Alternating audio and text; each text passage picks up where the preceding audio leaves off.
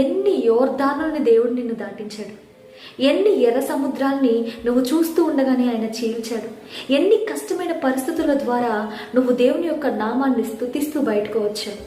వీటన్నింటినీ ఒకమారు జ్ఞాపకం చేసుకోండి. నిజమే, నువ్వు ఎదుర్కొంటున్న పరిస్థితి కష్టమైనదే, నువ్వు ఎదుర్కొంటున్న పరిస్థితి నిన్ను ముంచి వేసేందుకు శక్తి కలిగినదే. కానీ నీ సమస్య కంటే పెద్దదైన దేవుని నువ్వు కలిగి ఉన్నావు కదా. ఒకమారు జ్ఞాపకపరుచుకుంటావా వెనక్కి తిరిగి నీ జీవితంలో దేవుడు చేసిన కార్యాలను?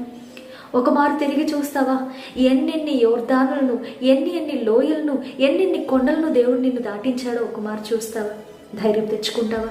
ప్రియ సహోదరుడా, సహోదరి, ఈ దినమున దేవుడు మీతో మాట్లాడుతున్నాడని గ్రహిస్తూ ఉన్నారా? మరణించడం చాలా ఈజీ అండి. అయితే దేవుని కొరకు జీవించడం అనేది దేవుడు మీ దగ్గర నుంచి ఆశపడుతూ ఉన్నాడు.